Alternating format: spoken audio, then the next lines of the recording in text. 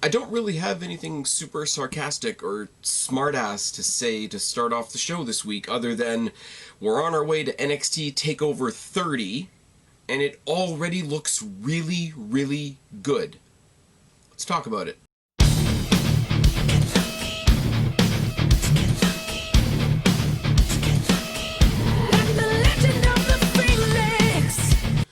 What's going on, everybody? It's your buddy, it's your pal Spaz Phoenix, the YWC Reality Check, here with your July 22nd, 2020 NXT review. How you doing? We're still in COVID times. I hope you guys are doing okay. Up here in Ontario, we're hoping to get into Phase 3 soon, which means I can go to the theater, and that's really awesome, isn't it? Means I can do more stuff for the FlixFix series. And transition, I want to take a quick second to redirect you guys. If you didn't join us this past Tuesday, myself and Kristen did an episode of the FlixFix, obviously. Wasn't a movie review, it was a fan casting with all the stuff happening between Disney and Marvel and Fox and all that sort of thing. Why? See, this is why you need to turn off the thing on your phone. With all the stuff going on between Fox and Marvel and Disney and all that sort of thing, Marvel got the X-Men back. The X-Men are going to be part of the MCU. We fan casted our own X-Men cast for the MCU. It was a lot of fun. It's a little bit on the long side. If you didn't join us live on Tuesday, that's cool, that's fine. Thank you to those of you who joined us in the chat. That was a lot of fun. If you want to go back and check it out, obviously search this channel on YouTube, Spaz Phoenix. If you want to get the audio, Spaz Phoenix Podcast on Spotify, iTunes, etc., etc., etc. I really do appreciate that you guys are hopping on board the FlixFix bandwagon, because I've had this channel for 10 years and I've been doing movie stuff on it for like 6 months, and that's, some people might consider that a jarring change. It's a little bit of a risk. It's a little bit outside of what this channel is or has been for the past several years. So I really do appreciate those of you that are coming by to check it out. It's really fun.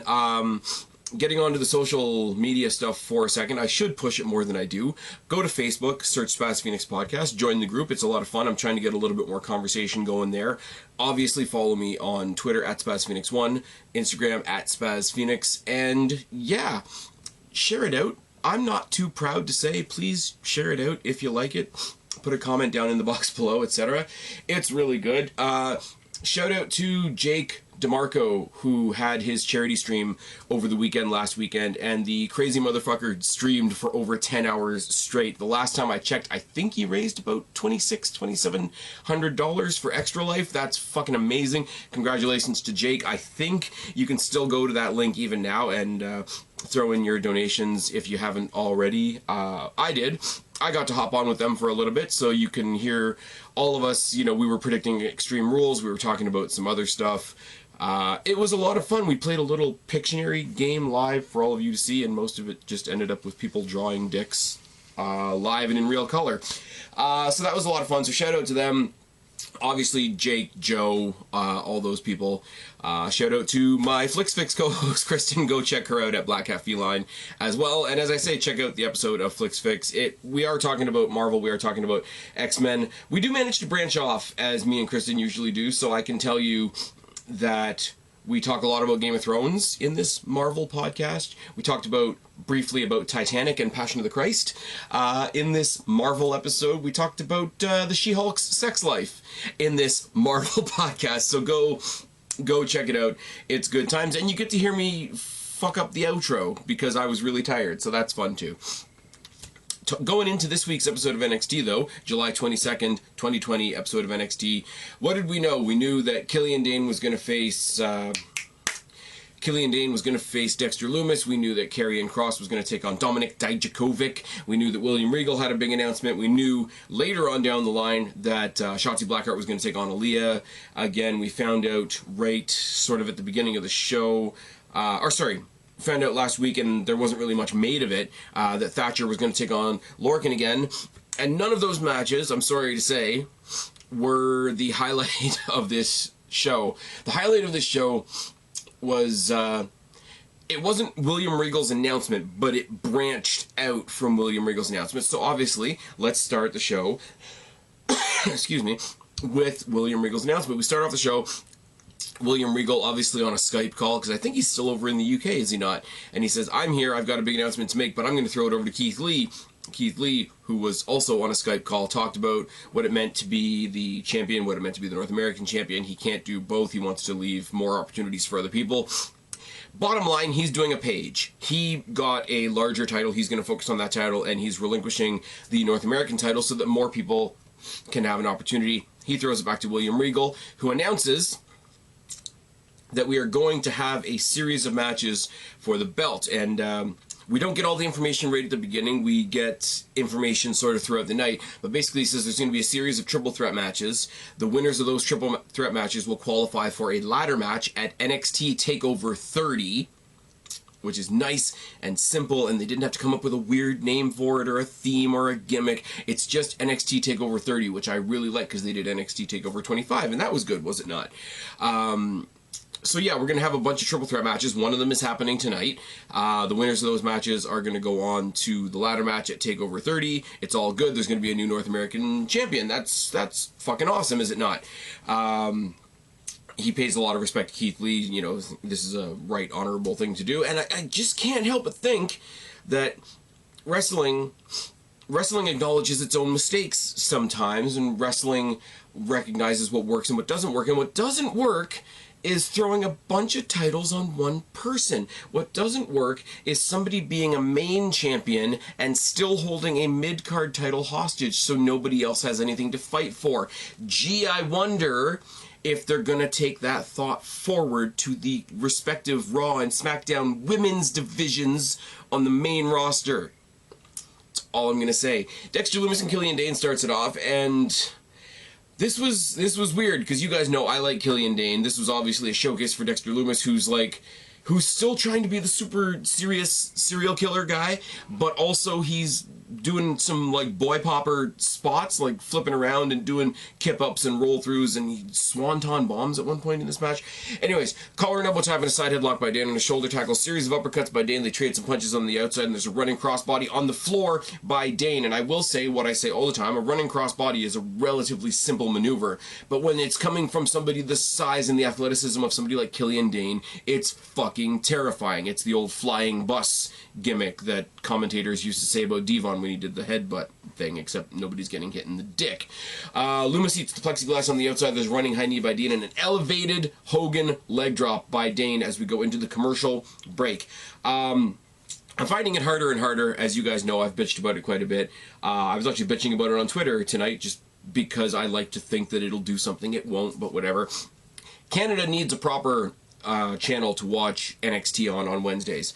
I said it on Twitter tonight. Nobody in Canada is waiting 2 days after the spoilers are out to watch half a show, because that's what happens in Canada on Sportsnet 360. We get a 1 hour condensed version of NXT before SmackDown comes on, and that's a bit shit. So what it means is I have to watch internet streams of the USA Network, and not only, as I've mentioned before, do the commercials drive me absolutely fucking bonkers.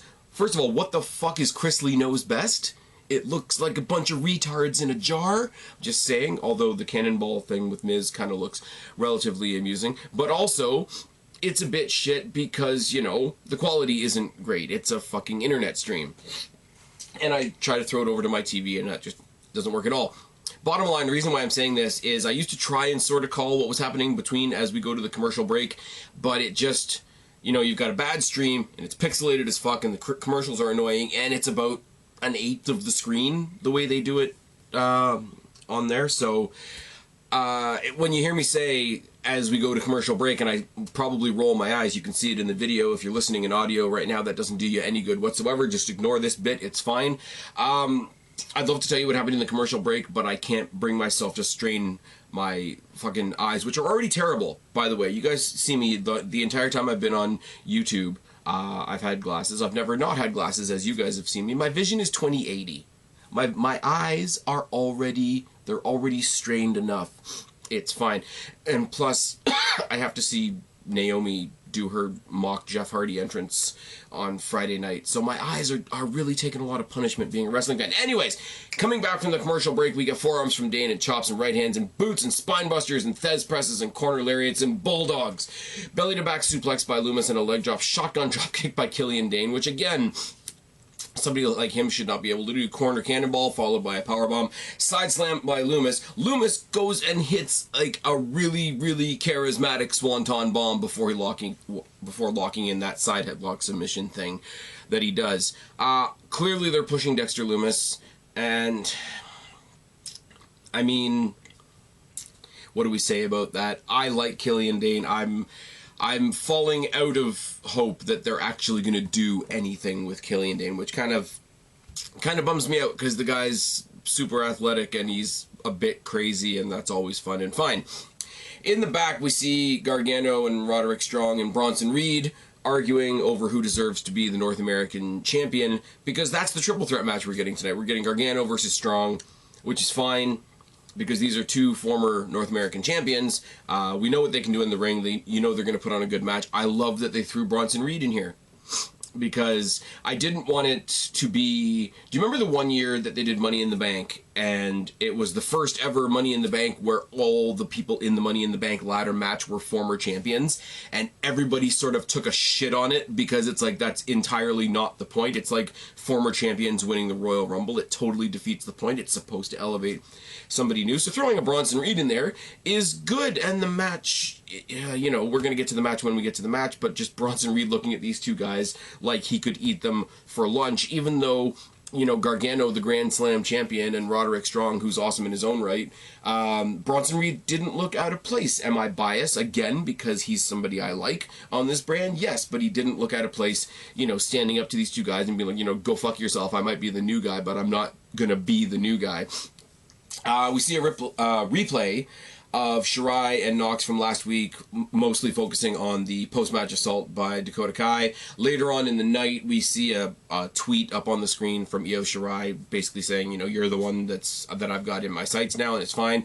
We got a bit of a comedy tag team match, and I'm not going to go through all of this, but I will say Everrise, the guys from Quebec, Canada, came out, and Mauro Ranallo quickly runs down every Quebec tag team that he can think of, and we roll our eyes a little bit, because we're up here in Canada and that's what we do, until Breezango comes out, and both of them are dressed as the Mountie, and they even use the Mountie music and all that sort of thing. What kills me even more is Beth Phoenix doing her Breezango gimmick, where she's talking about sex stuff, and she doesn't know that she's talking about sex stuff.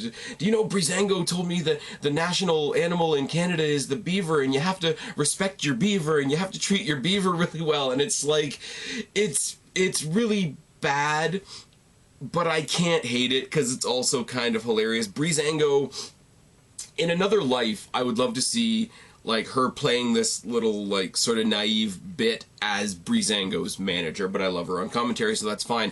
I'm not going to go through the match, because the match was what it was, but I will say something, because they hit a double super kick to one of the guys from Everrise, and then they hit a double super kick to the other guy from Everrise, and because there was a very, very Canadian theme in this match, and it was all played off for comedy, it didn't take up too much time, and it didn't hurt anybody, and Breezango's still awesome. If they get into the tag team title hunt, that's fine.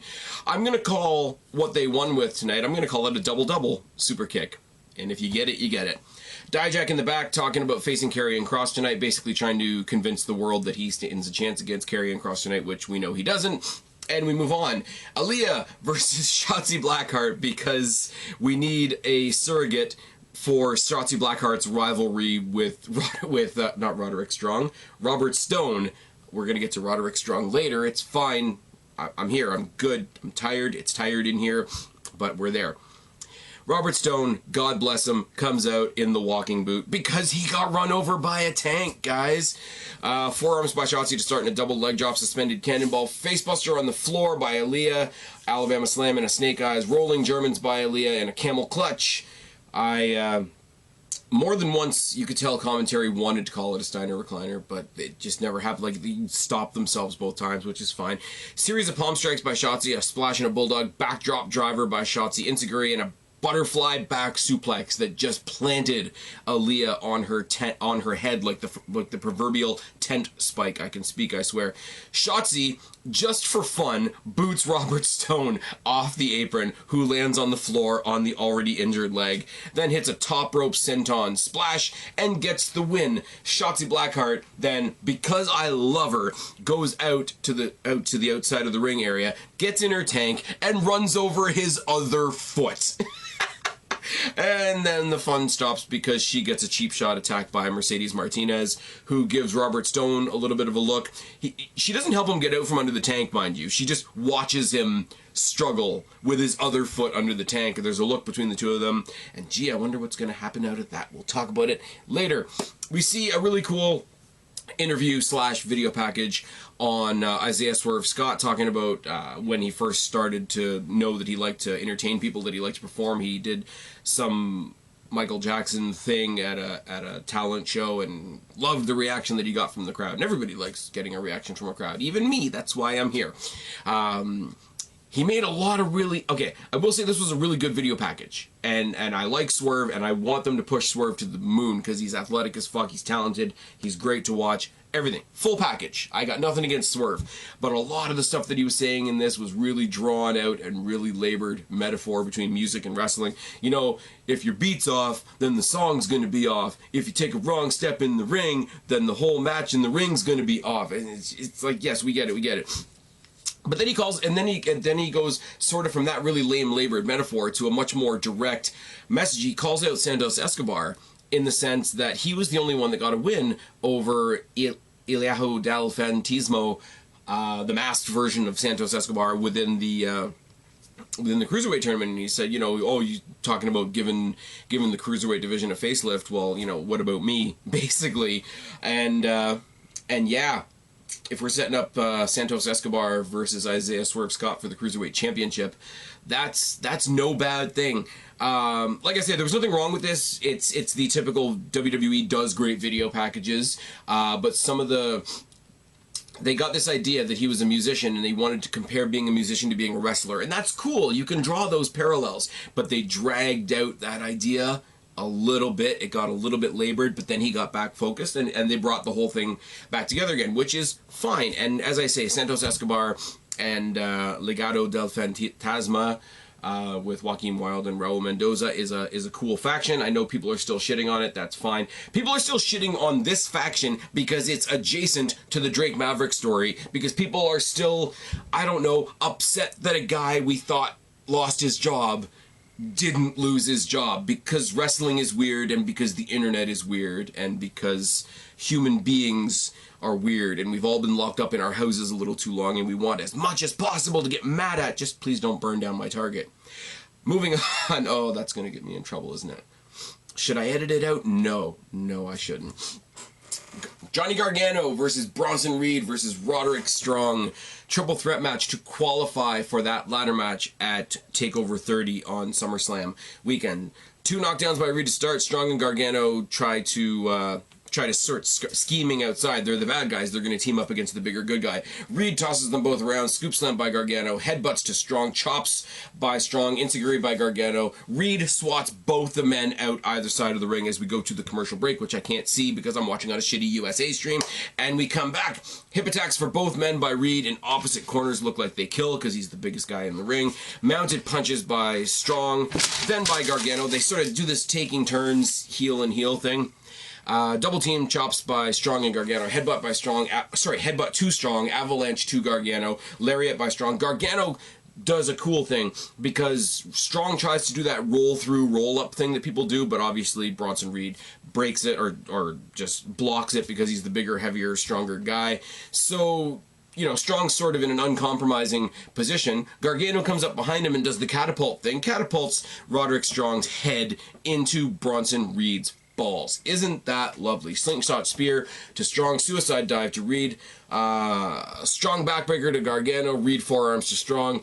Reed slams Gargano onto Strong and then hits them both with a corner splash, which is good. This was a glorified handicap match. They played it off as such. They stuck in a few things every here and there between Gargano and Strong to shake that feeling off completely, but it really was, it was scripted like that, and it worked. And the fact that these two former multi-time champions had to team up to take out this new guy really makes Bronson Reed look strong. More headbutts by Reed, chop block to Reed by Strong, angle slam to Reed, which is fine. It's assisted by an enziguri by Gargano, so he's got him up in sort of like that under position to do the angle slam. He can't quite get him up, but Gargano hits him with an enziguri, and that sends him into the angle slam. That's a nice little bit right there. Backbreaker to Gargano, forearms to Reed. Reed hits a suicide dive on both guys against the plexiglass guardrail from the inside to the outside. That's terrifying. That's Killian Dane earlier in the night. Flying big dudes are terrifying. We go to a commercial break. I curse the small little thing on the shitty USA stream because we don't have NXT in Canada. It's fine. Triple H can fuck off on that one. And we come back. All three men are trading chops. Double Samoan drop by Reed is a nice little power spot. Poison Rana by Gargano to Reed. Looked like somebody was gonna die. Knee strike by Strong, super kick by Gargano, knee strike by Strong into a floor powerbomb by Gargano. And let me try to explain that a little bit better. Bronson Reed is on the apron. Gargano's on the floor. Gargano's trying to powerbomb him off the apron. Roderick Strong comes with a running knee strike that sends him into that powerbomb from the apron to the floor. Really, really, really nice little guy, big guy spots in this match. There's an insane counter sequence between Strong and Gargano while Bronson Reed is out on the outside. Gargano gets to the apron, slingshots himself up, hits the one final beat on Strong, but Reed comes back with a triumphant, huge top rope splash, and Bronson Reed, folks, is the first person to qualify for the ladder match at TakeOver 30 for the vacant North American Championship. Now, here we get our next bit of information because they actually showed the graphic for this match. And first of all, the TakeOver 30 logo looks cool. It's simple. There's nothing funny about it. It's not a big goofy animated thing like In Your House was. That fit that, this fits this. It works. Check it out. It's just 3 flaming X's because, you know, every time you do 30 of anything, it's going to be the triple X's. Look at WrestleMania 30. It's fine. But the big takeaway from this is you saw the graphic, you saw Bronson Reed on the graphic, and there's 4 other spots, which means there's 5 competitors in this match, which means we're getting 5 other triple threat matches, which means Keith Lee abdicating the North American Championship gave a spotlight to 15 other people. 15. If you wonder why I have a problem with certain people on the main roster soaking up all the championships in one act in the women's division, this is why. One guy abdicating one title because he knows he has something else to focus on instead gave 15 other guys a spotlight on the show. 5 on a pay-per-view. That's what that is. And it's going to be a great match. Moving on. Thatcher and Lorcan, again, I don't really know how to... because it's a lot of really, really technical wrestling, and I'm sure MMA people love it. And I love it too. I love watching it. I think it's sort of grisly and gritty and I hate to say it, more real. But at the same time, I don't know how to call it per se. So while I talk about this match and how great it was, please excuse me if I sound like an actual moron. Collar elbow tie, and Thatcher underhooks the arm and works it into a key lock. Lorcan counters, working the leg into a single crab. Belly to back suplex by Thatcher, and who sort of transitions it into a front face lock. Suplex by the head by Thatcher. It wasn't a typical, like, throw the arm over the shoulder and do the lift. He just had him by the head and threw him over by the head, which doesn't look nice at all. Back elbow by Lorcan and tosses Thatcher into the post as we go to the commercial break, and I curse the American stream because I have to watch the USA Network because we don't get it in Canada because WWE hates us. Coming back from that, half Nelson by Thatcher, beating on Lorcan's back, boot by Lorcan, and a missile uppercut. Double wrist lock by Lorcan, chops by Thatcher, a single leg crab by Lorcan, armbar by Lorcan, a fish hook by Thatcher to get out of the armbar, and Lorcan responds with really, really pissed off chops. Really nice half and half suplex by Lorcan, some more chops, and then he's got him in some sort of submission thing, and Thatcher literally, like, lies down into the submission that he's in to get the pin and leave. And they do that thing that the main roster does where they talk about, oh my god, he had him in such a great spot and then the other guy stole the win. It's like, no, he reversed it. He got a legitimate pin out of a situation that you didn't think he'd be able to get out of. That's not stealing. It's just really, really not. In the back, we see Robert Stone crying about both of his feet now, trying to be consoled by Aaliyah, and somebody tries to interview him, and he tells her to fuck off. One of the nameless, faceless biatches in the back tries to interview him, and that doesn't go well, because of course it doesn't. But then Mercedes Martinez walks by, and he just sort of, oh my god, Mercedes, Mercedes, Mercedes, I gotta thank you for... And she just says, shut up. Basically, he's like, here's the deal. I need somebody to handle all the boring crap outside the ring so I can focus on inside the ring. I need somebody to focus on the deals and the contracts and make sure my title shots are in order and all this kind of crap. You need to handle the crap on the outside of the ring. I'll handle my crap on the inside of the ring. Can you handle that? And they seal it with a handshake. And the Robert Stone brand just signed Mercedes Martinez. Now, here's the thing about this. Aaliyah has a thing going right now with my girl Shotzi. Now, but Mercedes also attacked Shotzi. So, I really want the, how can I put this together? My brain just doesn't work today. I really want to see Martinez versus Shotzi, because I think that's what's happening. But I think the route that they're going to go down is Aaliyah and Shotzi are going to continue their feud because Shotzi, you know, getting robbed, or Aaliyah thinks she got robbed or whatever. I would love to see Robert Stone send Mercedes Martinez after Rhea Ripley, because it works on two levels. A, he feels slighted because Rhea Ripley wouldn't join the Robert Stone brand, so he sends this big monster out to go get her. But on the other side of the coin, forget about the Robert Stone stuff, the actual match, Mercedes Martinez versus Rhea Ripley, is a great obstacle for Rhea Ripley to overcome if she's trying to get back out of the comedy stuff, get taken seriously again, and get back in the title picture.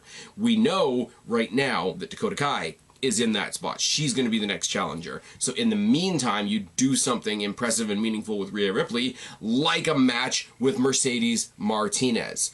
But I do think somewhere along the way we're going to get Martinez versus Shotzi, and I don't like my girl's chances. That really makes me sad. Finn Balor cuts a promo on Keith Lee dropping the North American Championship, and here's Keith Lee, the nice guy, handing out chances to everybody. I don't need anybody to hand me a chance. And it's really, really bad news for the two guys that I'm facing next week. It was him cutting a promo on Keith Lee and on the title, but it was a really cool way for them to advertise what's happening next week, which is Finn Balor versus Dexter Lumis versus Timothy Thatcher. I don't know what that's going to look like. Thatcher is the closest thing we're going to get to Balor versus Walter, which is what we were building to before the big global health situation happened, COVID. Anyways, so that'll be good. I don't know what the Loomis factor is in that. I almost wish it was just Balor versus Thatcher, but because they're selling Thatcher on this catch as catch can or Thatch as Thatch can thing, which is, you know, it's more real, and it's a grappling ground game, it's an amateur wrestling game, it's a MMA game. That sort of gimmick kind of goes out the window somewhat when you throw it into a gimmick like a triple threat match. Now, a triple threat match isn't as ridiculous a gimmick as, say, poking somebody's eye out, but it is still a gimmick. And when you've got somebody that's you know, I hate to say it, but they're trying to put him off as like the real wrestler. Don't put him in matches that are going to be not that. Anyways, I'm glad I said that because I actually reminded myself that I wanted to say it at the beginning. I checked out Slammiversary. Slammiversary was really interesting, even if it was just hey, we went shopping and picked up a bunch of WWE's cast-offs. But in all seriousness, the main event was good. Seeing Eric Young in the world title picture and being crazy again was great. I do have to take my hat off, and here I am. I'm actually taking my hat off. For those of you listening in audio, that's terrible. The women's match. Deonna Purrazzo, you guys know I'm a huge fan of hers. I was a huge fan of hers when she was part of the Taz show. I was happy to see her at Destiny. I was happy when she was in the Mae Young Classic. I was happy when the brief bits that we saw her on NXT. Deonna Purrazzo with the the match that she had with Jordynne Grace, who I'm not nearly as familiar with, but is impressive, was a fantastic match. I mean, the person that I'm more familiar with and the person that I like won, so that's a little bit of bias on my part. But that match was fucking fantastic. Motor City Machine Guns returning to take on the Rascals was a lot of fun. I like the North, but more so because Josh Alexander is the Destiny champion, and I like seeing the matches that I've seen him in. The series of matches that he had at Destiny with Pete Dunne was absolutely fucking amazing. It's another story for another day. I know that this week on Impact, I made a point that I might actually watch it, but then I didn't, was the fact that the North were going to take on the Motor City Machine Guns. Now, I know who won that. I saw the spoilers and I saw the photos. I'm not going to say anything in case there's anybody that's actually watching, actually trying to keep up. What I will say, though, Slammiversary is the first Impact show I've seen since the pay-per-view that Tessa Blanchard won the world title. I don't remember when that was, but she won the title. She had that match with, can't think of his name. Sami Callihan. Yeah. Anyways, that's the last time I saw an Impact show. I don't know why I blanked out there. That was the last time I saw an Impact show, but I saw some of the stuff that was going on in the show. I thought I'd check it out. It does put into stark contrast. No, we don't have real crowds at the WWE, NXT, AEW shows, but we've got something. Impact still has nothing, and oh my god, it shows. It didn't take anything away from the match. Sami Callihan and Ken Shamrock taking on the North was a weird match, and Ken Shamrock's not human, and that's a whole other story altogether. What I want to say, basically, is I haven't seen Impact in forever. Go check out that show. I thought it was a really good show, but specifically go check out Deonna Purrazzo and Jordynne Grace and their women's championship match. And my hat's off to Deonna Purrazzo for being the new Impact champion. Now, I've said it a bunch of times, but I'm going to say it again. WWE, I don't care how politically popular it is, grab Tessa Blanchard. Just saying. Moving on. Where are we going? We're going to the main event, Karrion Kross versus Dijak. Oh, another little bit of note from that. We all want live wrestling to come back. It's not quite happening just yet. You guys know I go to Destiny when the world is awake. The week before SummerSlam, am going to the Destiny Summer Heat fan interaction barbecue thing. I don't know if there's going to be any actual wrestling there, but they sold 100 tickets. We're all going to go. We're going to hang out with the wrestlers and eat food and drink stuff and probably buy a crap ton of merch, and it's going to be a good time. And it's the first time I've actually been able to make plans in like 4 months. So the week before SummerSlam, that Sunday night, I'm going to be flooding all your Twitter and Instagram and Facebook feeds with all the shit from the Summer Heat barbecue put on by Destiny. Shout out to Destiny. They're awesome. Shout out specifically to the Iceman, who I think put the majority of this together. It's going to be a lot of fun. I've rambled for quite long enough. I like Destiny. I'm going to a barbecue. Check out Jordynne Grace versus Deonna Purrazzo.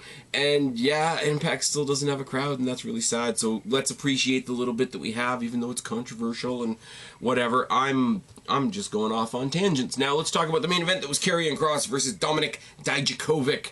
Collar and elbow tie and a gut shot by Kross, standing front face lock, corner tackle by Dijak, and the feast your eyes early on gets blocked, because of course it does, because Dijak's not winning this match. Boot on the outside by Dijak, boot on the inside of the ring by Kross was a really, really interesting version of the anything you can do, I can do better, especially when Kross followed his up with a DDT. As we go to the commercial break, and I curse my screen because they do the picture-in-picture on the shitty stream of the USA Network because WWE hates us here in Canada.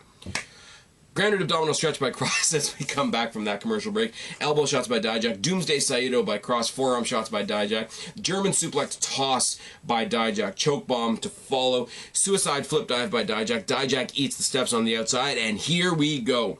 This is where we got the horror show at NXT, because they pulled out the steps a little bit, or should I say Karrion Kross pulled out the steps a little bit, put Dijak's head between the steps and the post, and he just took a running start and he boot fucked those steps into his head. Got back in the ring, and I really thought that it was going to be like, oh, that's just a really, really menacing looking way of just killing a guy and winning by count out, and there's your big dominant statement. But it was even better because he didn't want to win by count out. Pull him out, dragged him into the ring, and I'm like, okay, he wants to get the insult of actually having the pin over him. No. He gets him on his back in the ring and just starts beating on him and beating on him and beating on him. Keith Lee comes out because this is his frenemy that he called him last week. That was really lame. We're not going to forgive him for that. But basically, Dijak is a limp rag, but he's also looking at Keith Lee and saying, don't throw in the towel, don't get involved, you know, it's on me, don't worry about it. Just keeps beating him, fists and elbows, and just the whole time he's just looking at Keith Lee.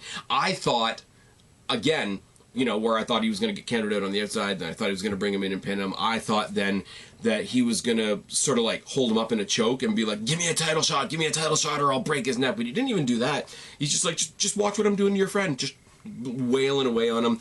Chokes him out. He loses, and, you know, Keith Lee hops in there to, you know, tend to his friend and KROSS. KROSS with his girl absolutely all over him as he's like soaking up the victory, just, you know, big message sent type thing. This was great. In one episode, I wish this episode had happened last week, because this would have been a great fallout episode from Great American Bash.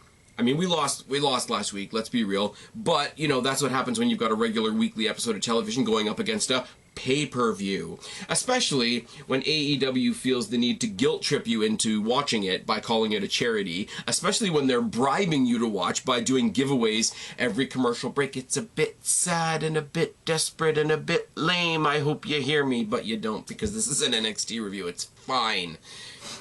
But here's the thing, right? This would have been a great turnaround episode after my brain is just not working tonight, guys. I'm sorry. After Great American Bash, this episode last week would have been fucking fire. And it would have been the thing, because we had 2 matches announced for this, but we didn't have any of the story, because once we got the announcement of TakeOver 30, once we got the announcement of the North American title situation, everything else started slotting into, this is what TakeOver 30 is going to look like. So I put this out, and I took a screenshot of it because I'm going to keep it. I'm going to save it, and I hope you guys do too. When we get closer to the actual pay-per-view, I want you guys to come back and tell me how right or wrong I was, because I'm really right. And I'm just looking at my phone. I'm not even looking at the Doomy clipboard to Doom anymore. But I put it out on Twitter. I said, okay, NXT, here's my TakeOver predictions so far. Basically, what I think the pay-per-view is going to look like. We're going to have the title match. We're going to have Martinez versus Shotzi. We're going to have Imperium versus Breezango. We're going to have Swerve versus Escobar. We're going to have Shirai versus Kai. KROSS versus Lee. That's what I think. Coming out of this show, that's the amount of matches that I think are already happening on this show. Now, a couple things with that. The tag title match is something I just pulled out of my ass. Shirai and Kai is all but confirmed. KROSS and Lee is all but confirmed. Swerve and Escobar. If they do this for the Cruiserweight Championship at the pay-per-view, this has to be the show. This has to be the show where they pluck it off of the pre-show. This has to be the episode where they pluck it off of doing it the episode of NXT before or the episode of NXT after. This is the match where they have to take it and put it on the actual show. Like I say, Mercedes versus Shotzi. I would really much rather it be Mercedes versus Rhea Ripley and Shotzi continuing her rivalry with Aaliyah, because I think they did really good tonight. But I mean, this was done in one. There was nothing done last week to put any of this together. This was done in one night, and we've got like 4 weeks more of build to go. So, as I say, follow me at SpazPhoenix1 if you want. Screenshot that tweet that I put out tonight, and in a couple weeks we'll talk about how right or wrong I was. Because one night of NXT set us up an entire takeover worth of possibilities, and I think it was really, really good. Now, let's see. Let's see what the other guys did on the other show. Don't know, because I haven't watched it yet. You guys know the drill. I watch NXT. I come talk to you guys. AEW is on in the background while I'm editing this video. It's order of priorities. I would almost rather go and watch Deonna Purrazzo versus Jordynne Grace again than actually try to give a fuck about anything in AEW, let alone their women's division. I'm just taking the piss now, aren't I? I should go before I say something I regret, like the burning down the Target reference from earlier. I've been Spaz, your YWC Reality Check. Subscribe up there, talk down there, start a conversation, keep all these conversations going. Don't be a stranger. I'll talk to each and every last one of you later, but for right now, tagging out. Bye, guys. Freak like me.